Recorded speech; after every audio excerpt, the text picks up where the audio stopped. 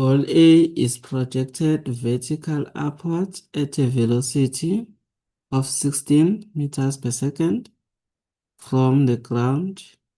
Ignore the effects of air resistance. Use the ground as zero reference. Now, the first question says calculate the time taken by ball A to return to the ground. Now, ngithembe na awukwazi ukucalculate into ongayiboni. Sikhombisa ukuthi uball A uzohamba kanjani. So, uball A phezulu, ball A abuye eze phansi. Calculate kanjani into ongayiboni. Ball A loya. Sase sithi uma ngabe eya phezulu, since kuzoba khona ibhola eliya phezulu elinye liya phansi, okay. Singakhetha ukuya phezulu ukuthi kunjani ku-positive. Uma sikhetha ukuthi kuya phezulu ku-positive, i-acceleration izoba negative. Okay, singaqala nje siyilungise leyo ndaba leyo. Shouthi ukuya phezulu, i-velocity yokuya phezulu for ibhola izoba positive, uzohamba i-distance enjani e-positive. Afike i-velocity yakhe lapha ku-maximum height ibe u-0. Mese ebuye seza ngapha, i-velocity yakhe izoba negative, delta y izoba njani? Izoba negative. Leyo nto siyazi ngo-ball A. And i-question yokuqala ku-ball A ithi calculate the time taken by ball A to return to the ground. Now, ake si-calculate. U-ball A mangabe suka before si-calculate mangabe suka ngo-16 phansi. Ngo-16 o-positive phansi. Ukhumbule phela ukuya phezulu sithe ku-negative, u-positive I mean. So uzosuka ngo-positive 16 meters per second. Abuye la besuke khona. Shuthi uzophinda afike ngoba ngo-negative 16 meters per second. I-velocity asuke ngayo uzofika ngayo, but in opposite direction. Engakho izoba negative mayisebuya. Singasebenzisa leya method uku-calculator. Ke siwabhala ama-formula yethu. VF is equal to VI plus A change in T. VF squared is equal to VI squared plus 2A delta Y. Delta Y is equal to VI delta T plus half A delta T squared. Sisebenzise ifomula yokuqala, sinayo i-final velocity, sinayo initial velocity, sinayo acceleration. Sinama-tick out 3 singayisebenzisa leya formula.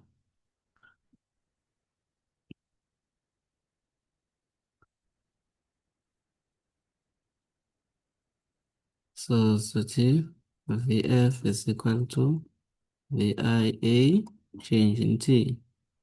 Final velocity izofika ngobani kwi-ground, izofika ngo--16. Ibisuke ngobani kwi-ground, ibisuke ngo-16 plus negative 9,8 delta T. So kuzoba -16 is equal to -9,8 delta T. Divide by negative 9,8, divide by negative 9,8. Delta T is equal to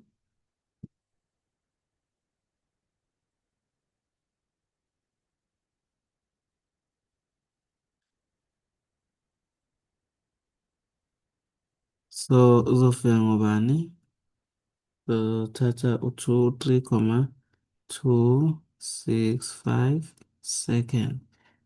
Isikhathi lesi sothatha ubhold A esemoyeni ukusuka la suke khona wazofika kwi-ground. Now, bathi sketch the velocity time graph for ball A. Show the following on the graph. Initial velocity of ball A, time taken to reach the highest point of the motion, time taken to return to the ground. Now, isikhathi sokusuka la uyofika laphaya Uthatha lesi yasidivide ngo-2 ngoba lesi isikhathi sokusuka ku-A uyofika kubani? K. Ama-critical point lapha angiwenzanga, which is wrong. Ngawenza nje sithi this is point A,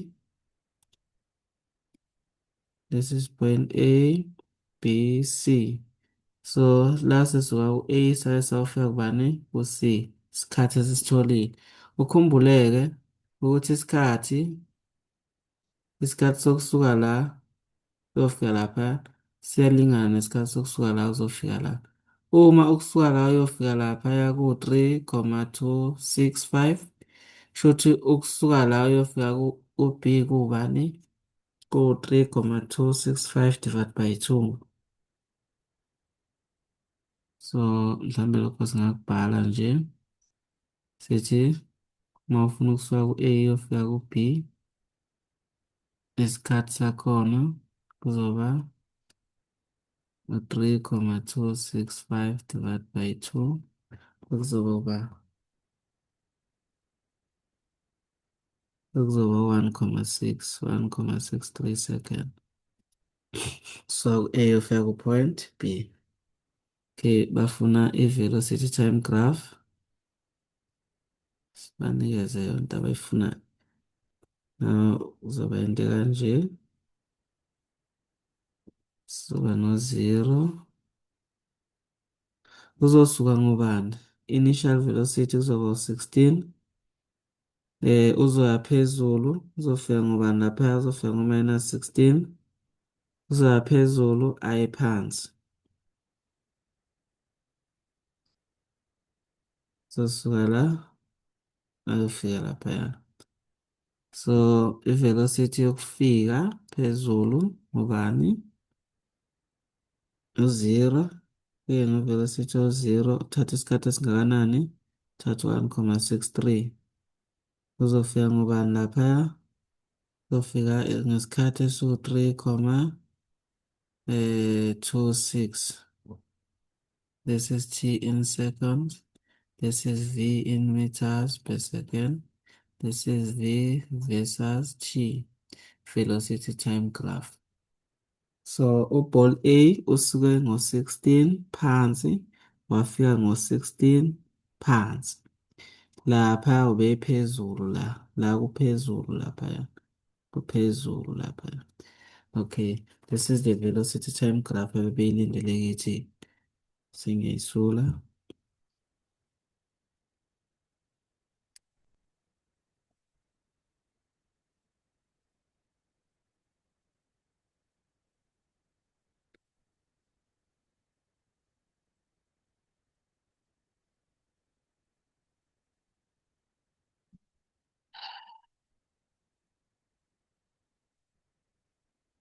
Now bayasitshena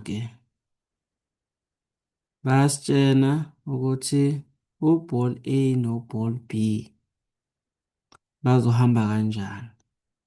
Mhlawumbe ake siqale sidile ngoball A. Uball A uzohamba aye phezulu abuye aze phansi.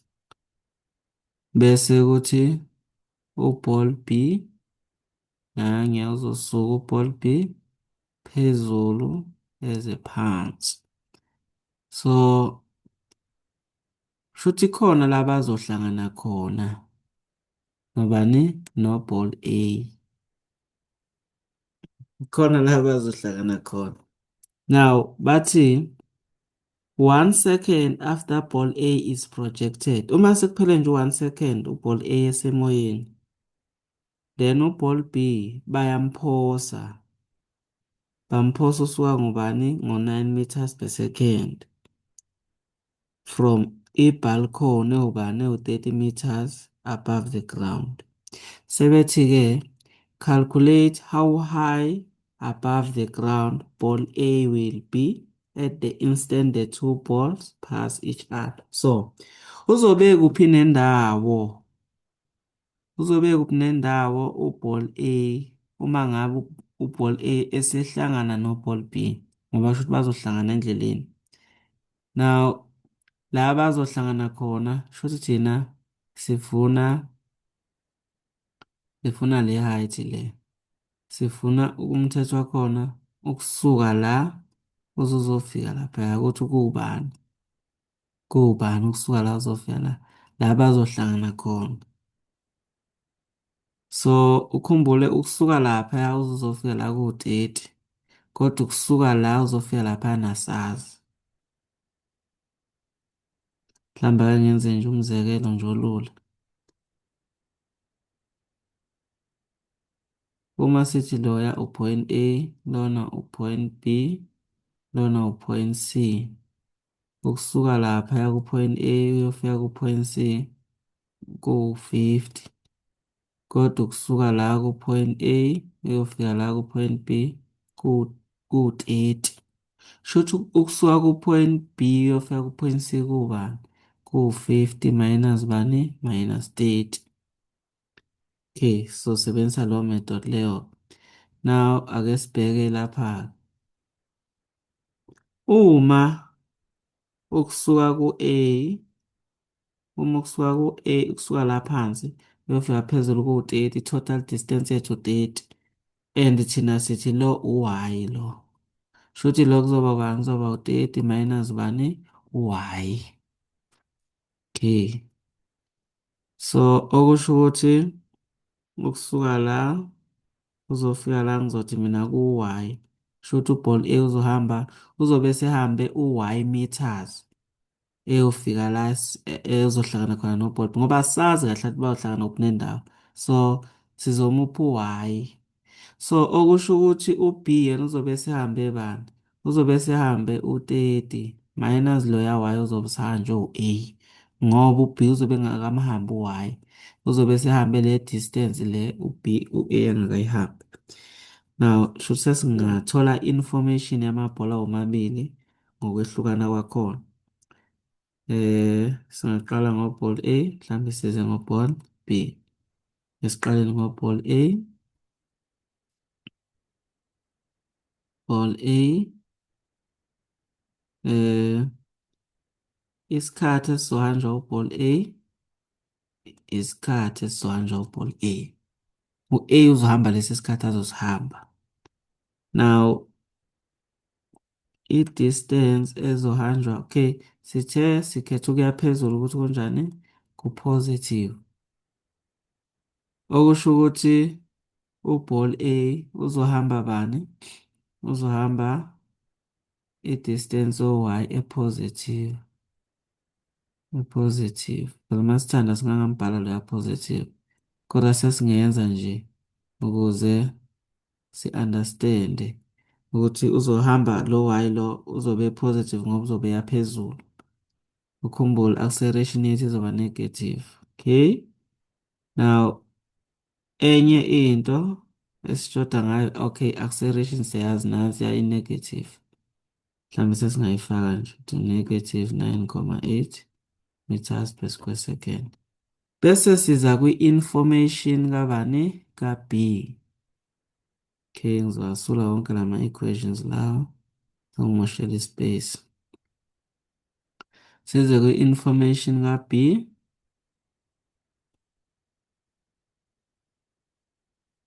Ball B. U-ball B, isikhathi esizohanjwa u-ball B, isikhathi esizohanjwa u-ball A minus loya 1 second. Loya 1 second u-ball B ngeke aze amhamba ngoba uthe u-ball A esesemoyeni esemhambile 1 second wakhatha u-B ededele. So esikhathini esizohanjwa u-ball A ukuze sithole isikhathi esizohanjwa u-ball B so minus u-1 esikhathini esizohanjwa u-ball A. Now okunye esifanele sikuthole. So laphana ngakho ngithi isikhathi esizohanjwa u-ball A isikhathi esizohanjwa u-ball A. La isikhathi esizohanjwa u-ball B isikhathi esizohanjwa u-ball A minus 1 second. Ngoba u-ball B ngeke aze amhambe 1 second kulesi sikhathi esihanjwa u-A. Now u-delta Y uzoba u-30 minus Y. Kodwa ukhumbule ukuya phansi kunjani? Ku-negative ukuya phansi. So uzomhamba in a negative direction. Shuthi sizogcina sino-minus into 30 minus y. Kubalulekile ukhumbule laphana sithe u-positive shuthi lana ubani u-negative. Bese ngenza ngenye indlela. Bese ngenza lo abe u-negative loya asikesi. Bese ngenza lo abe u-30 minus y loyana abe u-y. Bungenza ngendlela oyithandayo. Ukuze ukubalekela uma ufuna ukubalekela nokuthi no-30 abe negative no-y futhi case okay. Now acceleration iyafana. Sosebenzisa nansi formula delta y is equal to vi change in t plus half a change in t squared. So i-distance la izohanjwa u-ball B u-minus into minus shuthi kuzoba u-minus 30 plus y. Shuthi laphana sogcina sino-minus 30 plus bani plus y. Initial velocity okay ngikhohlwe i-initial velocity ukuya phansi kunjani ku-negative kuzoba negative 9 meters per second. Initial velocity yangapha kuzoba bani kuzoba u-16 kuzoba u-16 o-positive. So ngala soba no-negative 9 isikhathi kuzoba isikhathi esizohanjwa u-ball A minus 1 plus half acceleration negative 9,8 isikhathi kuzoba isikhathi esizohanjwa u-ball A minus 1. So ngizothenga nje space ngapha soba no-minus 30 plus y is equal to kuzoba u-minus 9 delta TA plus 9 bese kuba u-minus minus 4,9 into delta A minus 1. Siyisolve le nto yethu kuzoba u-minus 30 plus y minus 9. Ish sengenze iphutha-ke la. Okay, angikalenzi kakhulu. So laphana kuno-squared sengimkhohliwe. No-squared u-delta T ube squared nala u-delta T unjani u-squared. Mhlambe lo yabhiya ngimsuse delta T lo nolingana nalokuya. Okay, nala shuthi sinobani sino-squared. So no delta TA plus 9 minus 4,9 square the first term delta TA squared twice the product of the two term minus 2 delta TA square the last term plus 1. Now minus 30 plus y is equal to minus 9 delta TA plus 9 minus 4,9 delta TA squared plus 9,8 delta TA plus askes minus zoba minus lapha. Ngithi sivule i-bracket ngobani ngaloya sivule i-bracket so minus 4,9.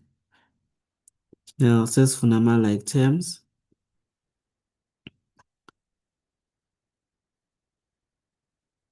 Lo naloya ama-like terms. Asiqaleni ngalona. Siqale ngalona squared.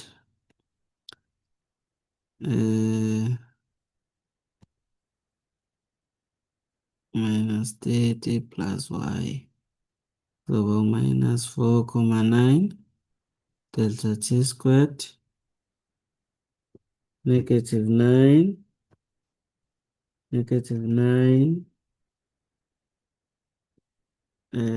plus 9,8 sosikhiphela u-positive 0,8 delta TA bese kuthi u-9 lo oppositive minus 4,9 uzikhiphela u-positive 4,1. So ngicela ukuthatha lo ya-30 ngimlethe ngapha. Futhi ngizomsula ngapha ngiyamwelisa u-negative lo 30. Lo ya-30 uzofika ngale se-positive. Positive 30.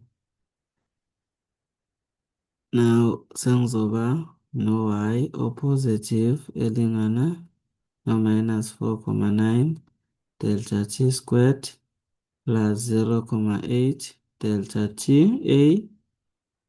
squared njalo ya. Bese lana kuzoba ubani u-plus 34,1.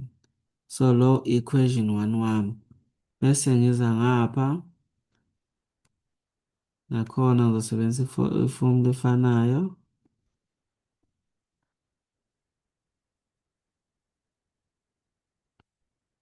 I-distance la kuzoba y is equal to initial velocity 16, isikhathi esihanjwa upole A, isikhathi esihanjwa upole A plus half negative 9,8 isikhathi esihanjwa upole A.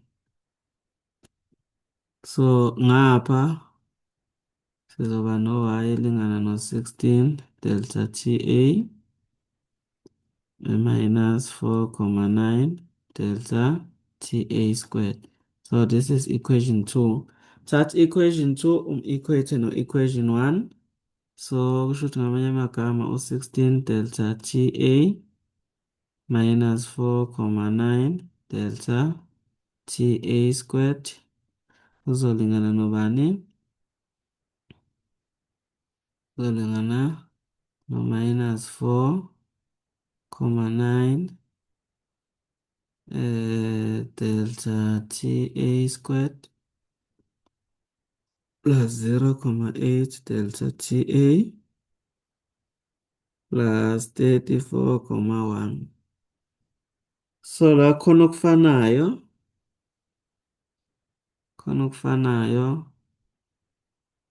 lo naloya ayafana. Mawutranspose oyedwa ya komunye uzofika be-positive bese bayakhanselana. Okay. Shuthi ngapha sizosala no-16 delta TA. Sithathe lo yasimwelise eze ngapha. Uzofika be-negative 0,8 delta TA. Ngapha sizosala no-34, bani, 1. So la sino-16, 16 excuse minus 0,8. 16 minus 0,8. Uzosikhiphela bani lokho? U-15,2 delta TA is equal to 34,1. Then delta TA uzolingana nobani? Divide ngo-15 on both sides. 34,1 divided by 15. Sizophuma no-2,24 second. Kodwa thina besingafundi leso sikhathi leso. Thina besifuna i-value ka-y ukuthi ngesikhathi lamabhola ehlangana i-distance izobe iwuba. So sesingasubstitute kweyodwa yama-equation la khona sino-y. So singafaka isikhathi laphaya. La khona u-delta TA sifaka u-2,24. So singenza nje laphaya eceleni. Sibone ukuthi siphuma noba. So y is equal to 16 into 2,24 minus 4,9 into 2,24 all squared. 16 into 2,24 minus 4,9 into 2,24 all squared. Okubani? Oku 11,25 meters. That is the final answer, which is correct. Now, bazohlangana uma ngabe u-A esehambe u-11,25 esuka kwi-ground. Ngiyacela bafowethu nisubscribe to my YouTube channel, niphinde nilike so that sokhona ukwenza namanye amavidiyo. Siyabonga ithuba.